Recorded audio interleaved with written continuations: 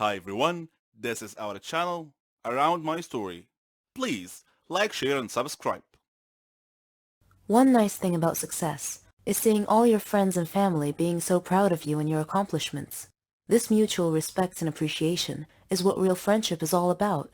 My story is about success and friendship, and also when two friends become incompatible and no longer go hand in hand. My name is Sherry, and I'm 21 years old. I had a friend named Margot. She wasn't just my friend, she was my best friend. My sister. She meant the world to me. We were alike in so many ways, even in our hobbies, our dreams. After my dad's death, Mom and I moved to Margot's neighborhood, since her mom was my mom's best friend. I was only 3 years old at the time, so Margot and I practically grew up together. At school, we shared the same classes, studied together, and even partnered as lab partners. She and I both aspired to become pharmacists. I struggled through high school, but made it through with Margot's support and encouragement. I didn't have as much freedom and independence as she did, because my mom was too overprotective of me. It was at this point that my story really began. When I decided to join the Faculty of Pharmacy, Margot asked me why I chose that major, and I told her that my dad had died of a malignant disease that had no cure, so it was my dream to find a cure for it, to save lives. I studied hard and successfully enrolled in the Faculty of Pharmacy. Margot was very happy for me, and she promised to keep me focused on discovering that cure for Dad's fatal disease that I so passionately sought. I asked her to stay by my side the whole time, and she was happy to do so. The Faculty of Pharmacy was located abroad, so outside my country. I would be independent, free of Mom's smothering control. Frankly, I looked forward to it. Margot and I found a place to stay near the faculty, at a youth hostel with a group of girls from different countries. Unlike me, Margot was able to easily make friends with them. Our studies weren't easy at first, but we worked hard and muddled through. I was so excited to delve into my research and learn as much as I could. I queried instructors and doctors constantly to expand my knowledge. This was my beginning, and Margot stood by me the whole time. Eventually, we graduated from the faculty and launched our careers. I started at one pharmaceutical company, while she started at another. We were now competitors of a sort. In preparation for my private research, I rented a flat near my company. Margot did the same near hers. She was always asking me how my research was going. She knew I was trying to develop an antibiotic to cure Dad's deadly disease. It wasn't easy, though, because the body's immune system attacked the antibiotic and destroyed it before it could destroy the diseased cells. I had to discover a neutral substance that the immune system wouldn't attack, so that the drug could penetrate into the body far enough to find and destroy the disease cells via chemical interactions. My first research paper was rejected, but I kept trying, and with each attempt, I would discover something new. During that time, Margot was also busy with her work. One day, she called me. She was crying because she had been fired from her work. They accused her of stealing an important research. I told her that she was so proficient in her work that she should not be sad, but rather should try and get a job at my company. I told her that I would recommend her to my manager. She hugged me and thanked me a lot, and said, "You really are the best friend ever, Sherry." The next day, I told my manager about Margot, and said that she was looking for a job and was waiting outside. He interviewed her and gave her a job. I was so happy now. She and I were working at the same company. Margot continued asking me about my research, and I gave her occasional updates. I was hesitant to tell her too much, but then again, she was my best friend after all, so I invited her to my home to tell her about my research. Margot wasn't as happy as I thought she would be to hear about my progress, but I figured that was because of her recent firing. My personal research took all my time. It was even more important than my work. One day, when I reported to work, my manager told me that they didn't need me anymore, that I was being let go, fired. I was shocked and asked why.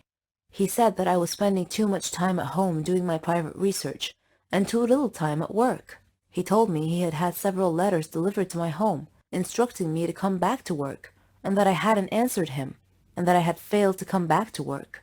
He told me that my roommate, Margot, had received the letters on my behalf and had promised to deliver them to me. I was shocked. I told him that she never said anything. Returning home, I confronted Margot and asked why she didn't deliver my boss's letters to me. She acted so apologetic and said that she had received the letters, but she had been so busy that she put them aside and forgotten about them. I forgave her, but I felt that she wasn't being completely honest with me.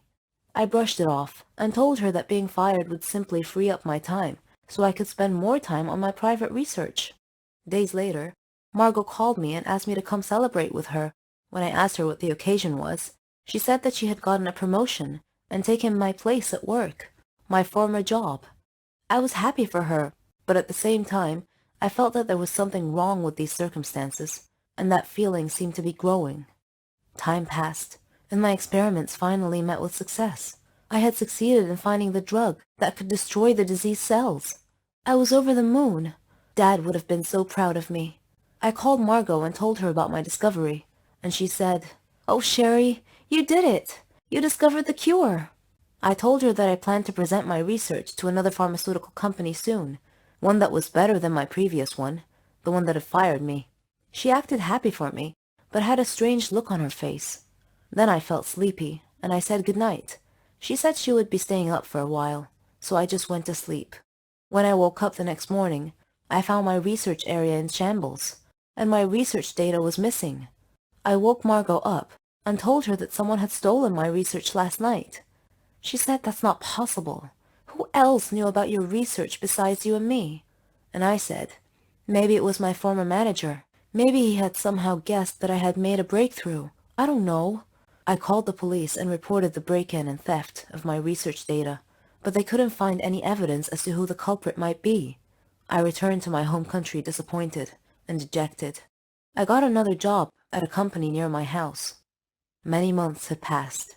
I wasn't in touch with Margot anymore. We kind of lost contact somewhere along the way. Then, one day, Mom was watching TV when she suddenly saw a program that was going to discuss a new drug that would treat and cure Dad's malignant disease. They were going to interview the discoverer of the miracle cure. I sat down enthralled. I had to watch it. When the interviewer introduced the guest speaker, it was Margot. I couldn't believe my eyes. It was her. She stole my research. My so-called best friend betrayed me, and I had treated her like a sister. It cut me deep. I took legal actions against her and got my research back and received credit for finding the cure, so that was all okay.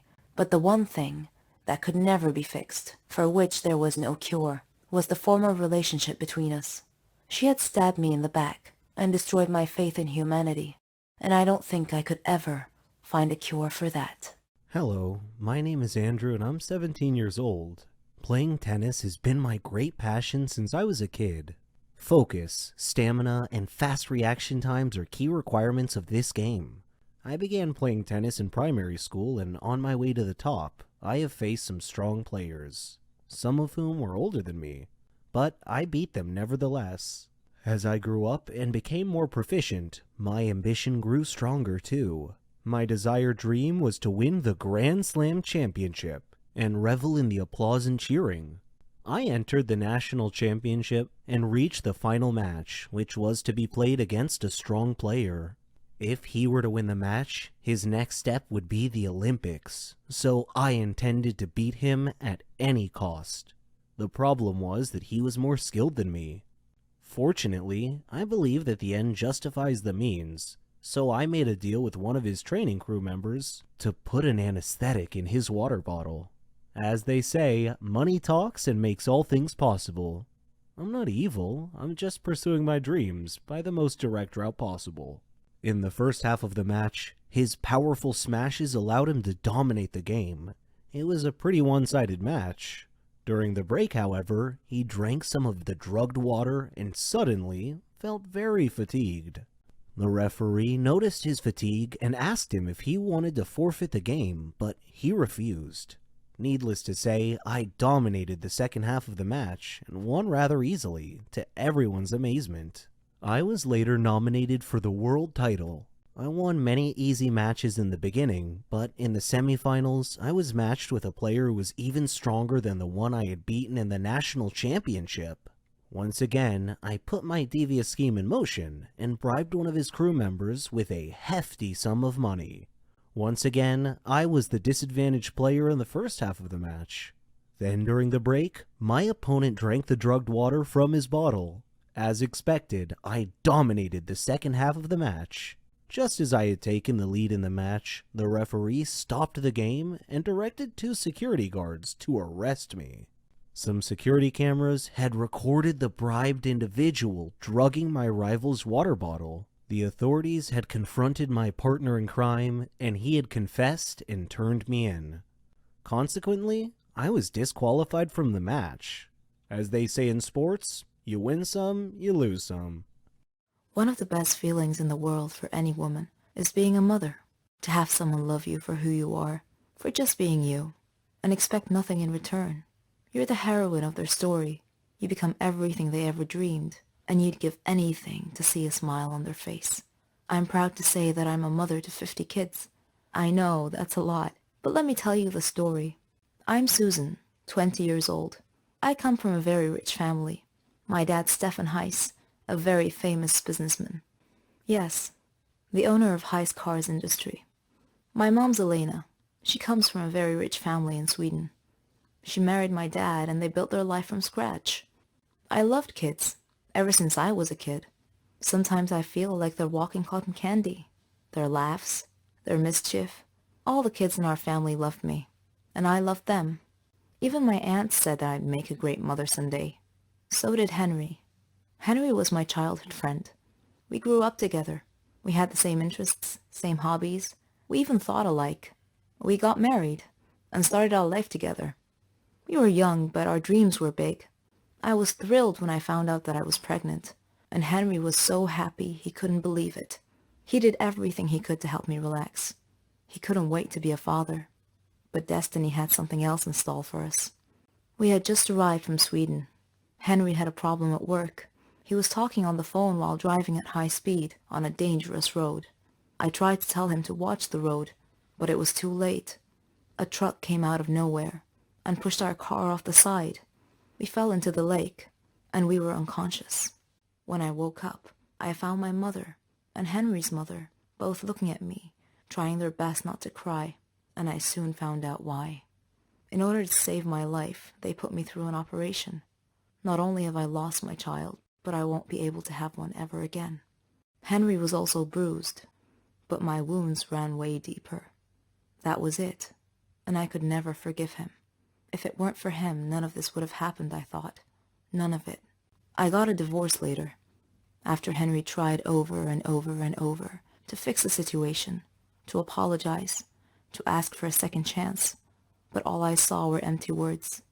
There was no second chance. I tried to keep myself busy, find a way to invest my money and time, trying to get my mind off the accident. I decided to open up a toy store. I wanted to bring joy to all the children. One day, as I was standing in my store, I glimpsed a small boy standing out front, looking at a toy. The boy was alone, about 8 years old, but that wasn't all. His clothes were patched up and looked more like rags. His face and hands were dirty, and he just stood there, looking at the doll, daydreaming. I found myself walking out to him, but when he saw me coming, he ran away.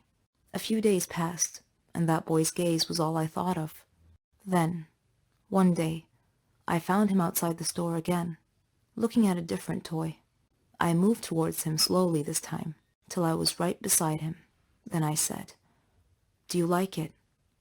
The boy freaked out and tried to run again, but I caught his arm this time and said, "Don't be afraid. I'm Susan."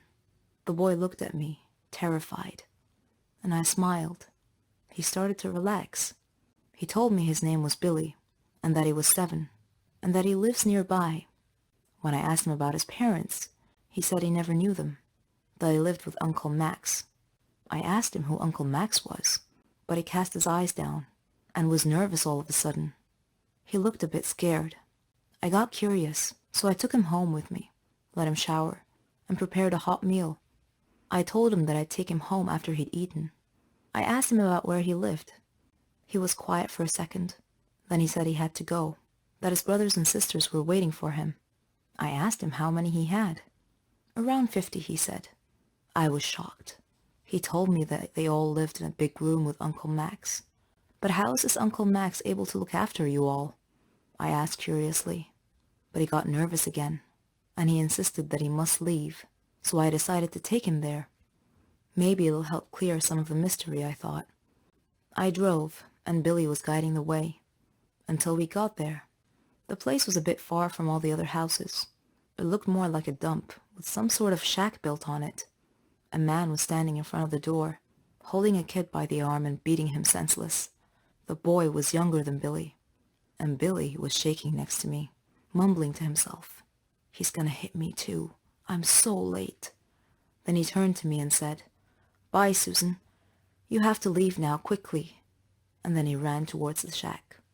I backed up the car and stood nearby to see what happens. The man hit him hard across the face, and I heard him say, "Where's the money you stole today, boy?" Billy turned out his empty pockets, and the man dragged him inside by the collar. I wanted to help, so I decided to call Henry, who was more than happy to answer my call. I told him what had happened, and he came to me. We approached the shack together slowly and looked through the window. A lot of children, ages from 3 to 7. The place was a real dump. The man was sitting at a table. It had food and drink.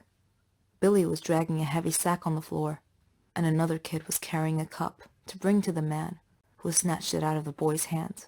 Then he got up and started waking the rest of the kids, telling them to get out there and bring him money, that they would face a real nightmare if they didn't. I wanted to barge in, but Henry stopped me. He called the police instead. The police came quickly, and they caught the man. Apparently, he kidnapped these children from parks and surrounding areas, so they could steal for him, and he would starve them and beat them. The police didn't know what to do with all the children, and I felt like this was my second chance. I told the police that I would build a home big enough, and I would take them all in, to give them the care and love that they deserve. And that is how I became a mother to 50 kids.